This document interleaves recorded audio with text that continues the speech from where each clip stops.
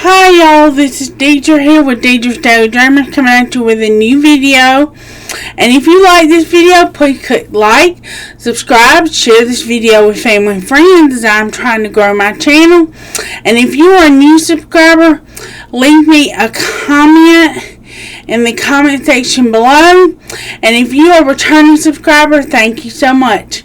So today, I'm going to be doing a bit of a disclaimer.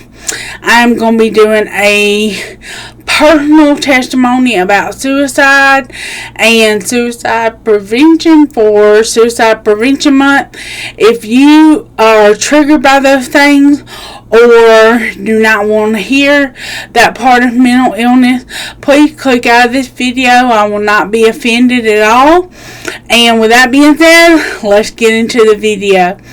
So, September is Suicide Prevention Month, and I have been off the platform this month, not because I want to, but because I have internet problems, and so I'm trying to get a new provider, and so that's why I've been off. I missed all my fans and my subscribers, and so I am working on that. And I did want to share my story. I am a suicide survivor. I did survive suicide. I did OD in 2011. But apparently God had other plans for me, and it was not successful. I overdosed on pills. I took a bunch of pills, not just a few pills. I was very serious about what I did. I did not want to live, and I had just snapped mentally. I was going through some things. I felt like I was being pressured to do something I didn't want to do, and I snapped, and it just kind of lined up, so to speak. Like I'd gotten some prescription filled, and that's just kind of snowballed into what I decided to do. And I was in the ICU for 2 days. It was a very serious interaction of pills that I took together. I did have to have my stomach pumped because I was unable to take the charcoal myself. Was not a pleasant experience. I will say that even some of the nurses that took care of me that night were kind of biased. What I mean is, it's like the one lady made the NG tube hurt going down. I know that's not really a pleasant thing to have to get done in the first place, but it was more or less what she said while she did it, and she just basically alluded to, that I should not have attempted suicide, and that I deserved what I was getting, having to be treated medically. I do not agree with that. I feel like if you have biases like that, you do not need to work in the ER where you're dealing with patients that may come in doing something on purpose like that. My family was very angry at me, which is a common reaction.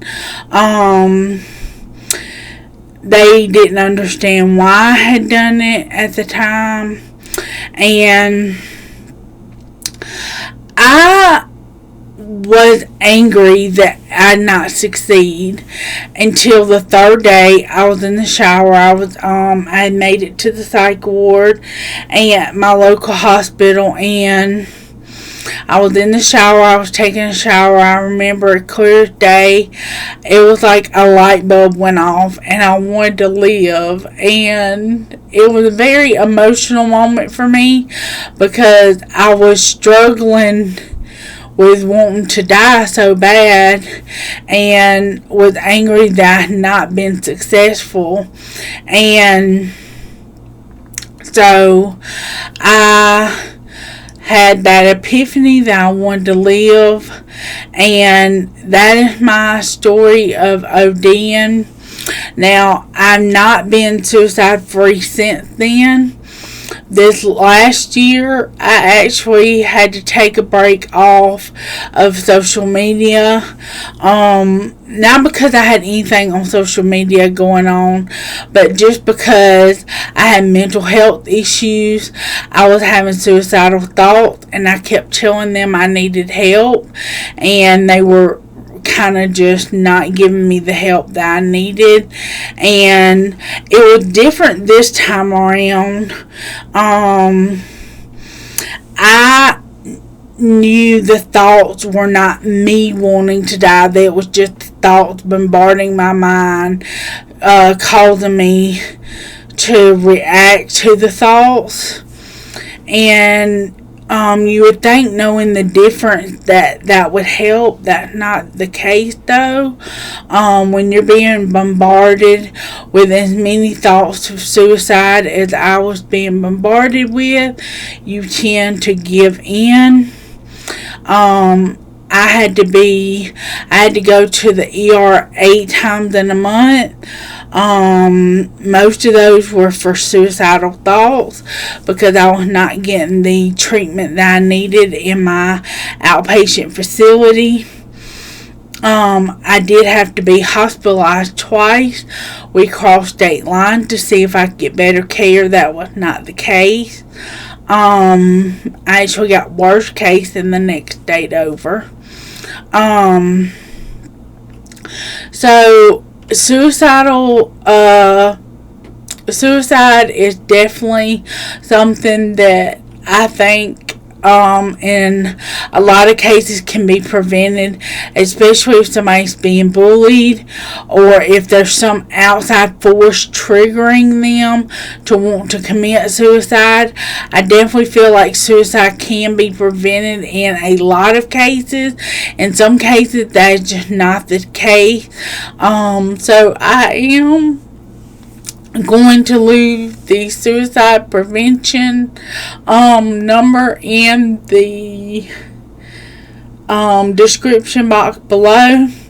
And I would be interested to know if you think suicide can be prevented.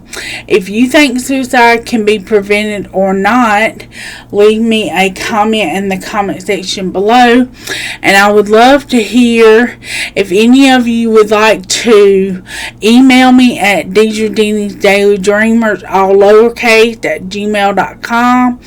I would love for you to do that, or you can Instagram me, DM me over there at Deidra Denny's Daily Dreamers. And if you would like to talk, if you would like to share your story or share a story of a loved one to me, I'm always here. My ears are always open. And I really felt like just driven to do this month.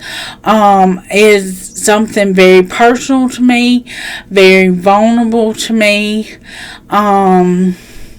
It's definitely not something I'm proud of, but it is part of my life story. And I just thank God that I was unsuccessful. Had I been successful, I wouldn't have met my fiance, Matthew. And